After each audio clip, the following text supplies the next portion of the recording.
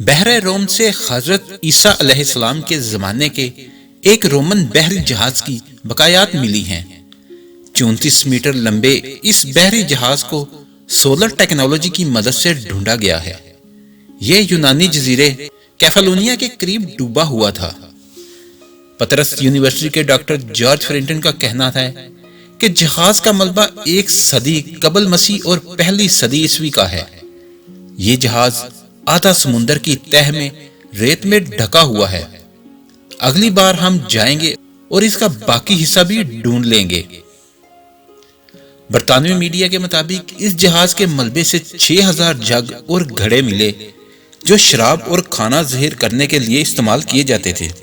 ان جگہوں میں ممکنہ طور پر زیتون کا تیل اور اناج بھرا گیا تھا۔ اس دور میں رومن اور یونانی دونوں ہی اس کام کے لیے جگ استعمال کیا کرتے تھے۔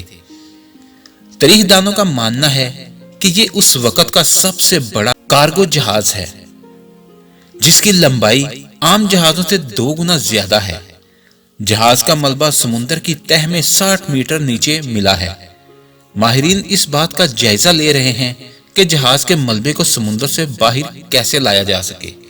اگر آپ کو ہماری ویڈیو اچھی لگی ہے تو اس کو لائک اور شیئر کریں اور ہمارے چینل کو سبسکرائب کرنا نہ بھولیے۔ شکریہ۔